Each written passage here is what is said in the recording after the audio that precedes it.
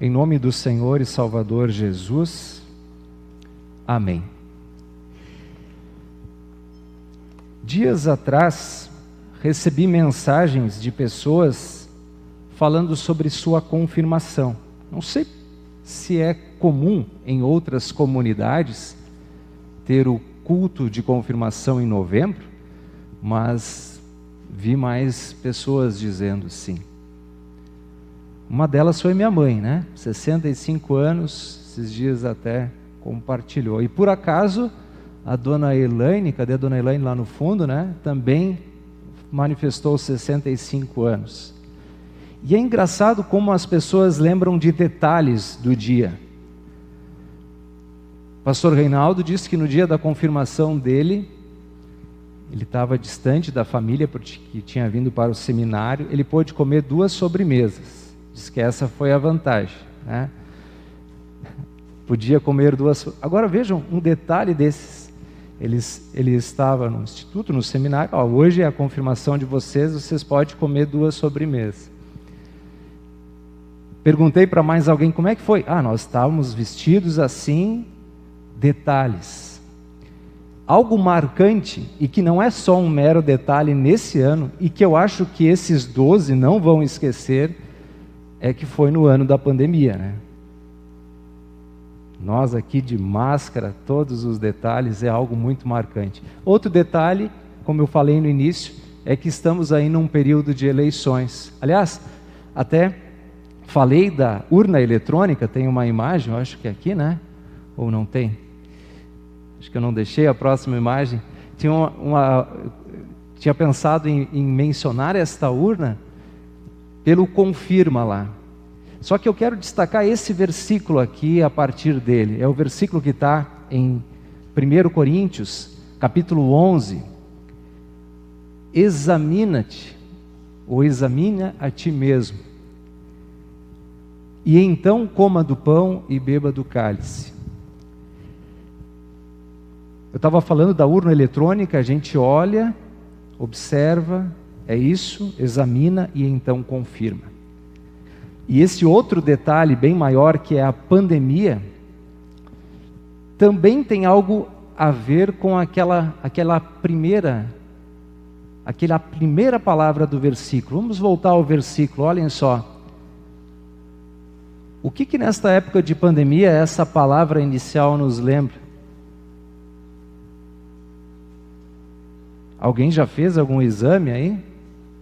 Se não fez, alguns já fizeram, talvez a gente, com o passar do tempo, vai precisar fazer.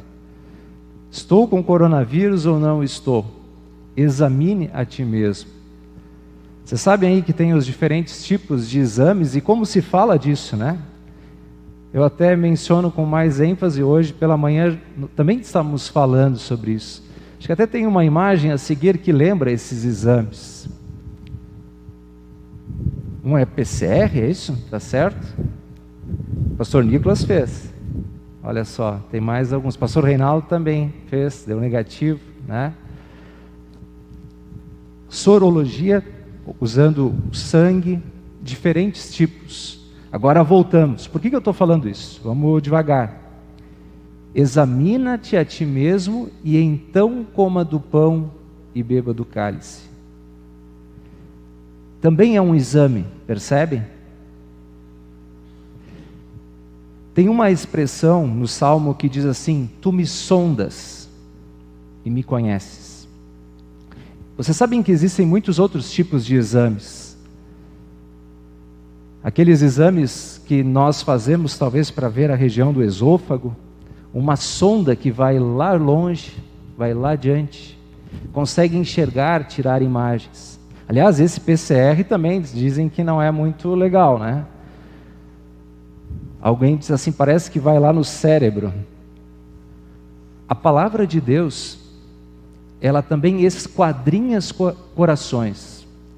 E no momento em que nós olhamos para essa palavra de uma maneira reverente, ela nos sonda. Ela revela o que temos.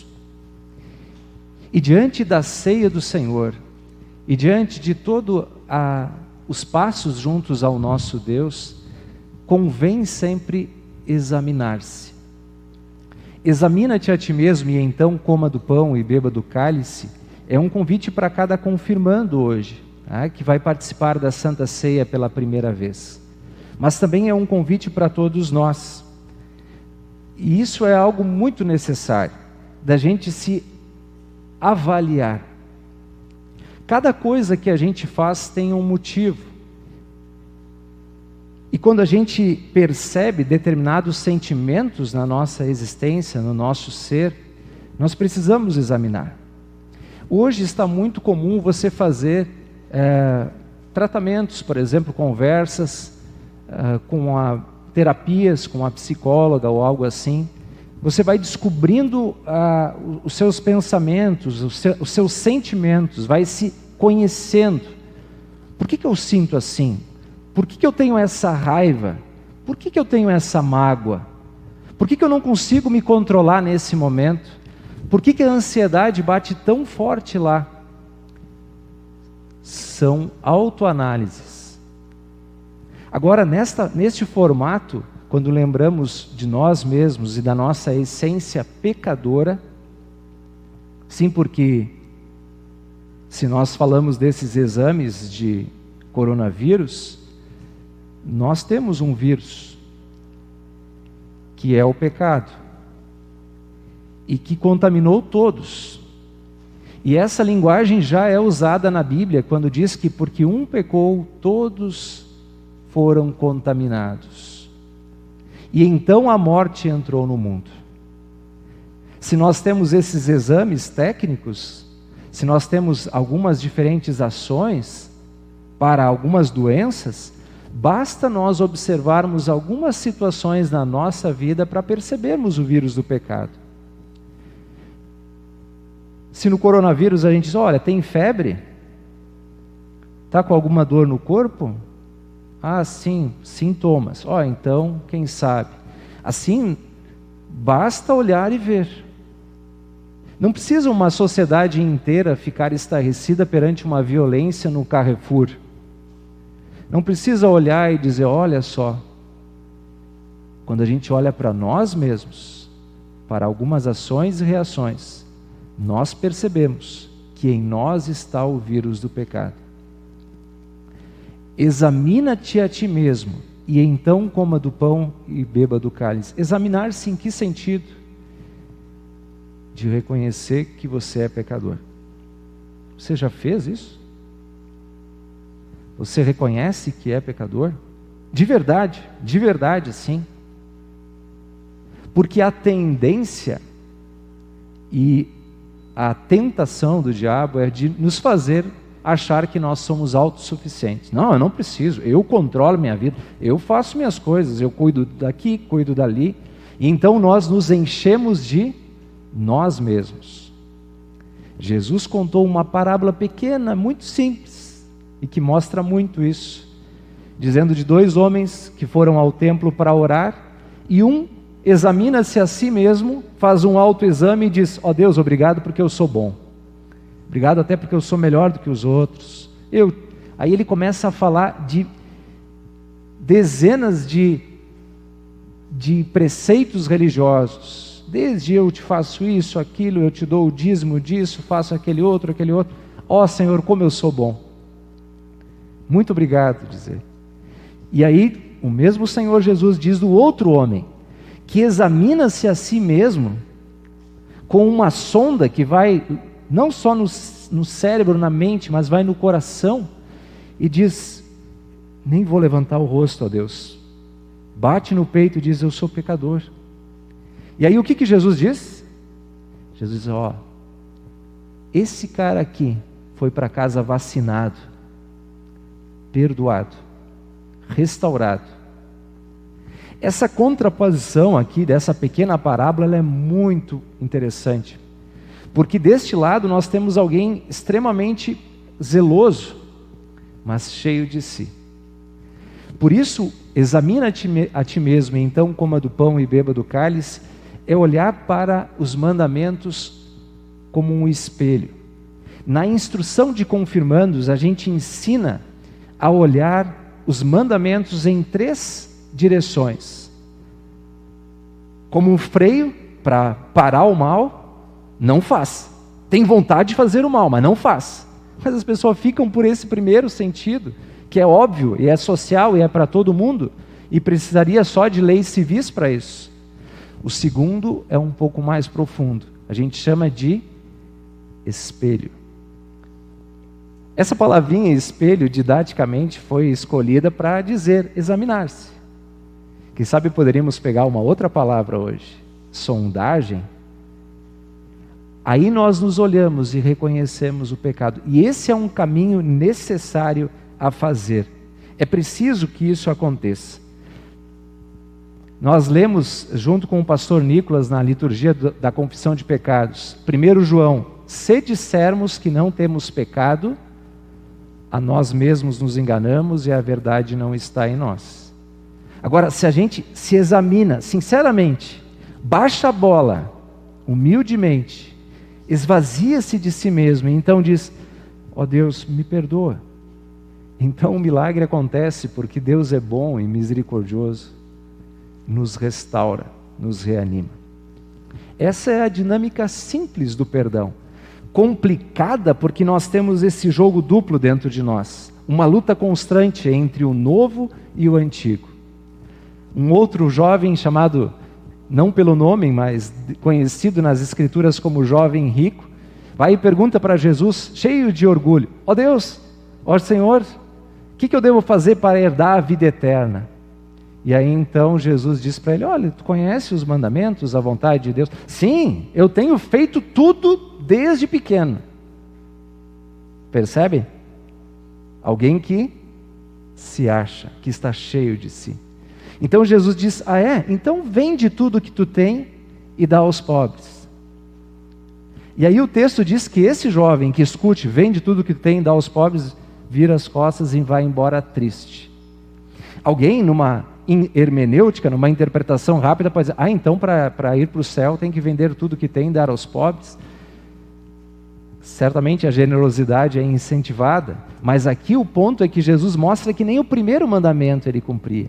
E aí logo depois Jesus diz, como é difícil alguém apegado a tudo isso entrar no reino dos céus. Lembra aquela sentença que ele diz? É mais fácil um camelo passar por um fundo de uma agulha. O que está por trás aqui? É que esse cara, cheio de si, não, tenho feito tudo isso desde pequeno. E quando Jesus disse, então vende tudo o que tu tens, ele diz, olha, nem eu sou o Senhor teu Deus, não terás outros deuses diante de mim. Devemos temer e amar a Deus e confiar nele acima de todas as coisas. Nem o primeiro, ele tinha outros deuses. E aí ele vai triste. Ele não se examinou. Esse é o convite para cada um de nós, perceber que somos pecadores. E diante da Santa Ceia, gente, em especial vocês que participarão, hoje também nós organizamos apenas para os confirmandos participarem, é pensar em si, pensar nos seus pecados, pensar por que eu sinto certas coisas, por que eu ajo dessa maneira, e diante de Deus pedir o perdão. E aí ter uma certeza de que Ele nos perdoa. Eu quero colocar a expressão que nós temos, dado e derramado em favor de vós para a remissão dos pecados.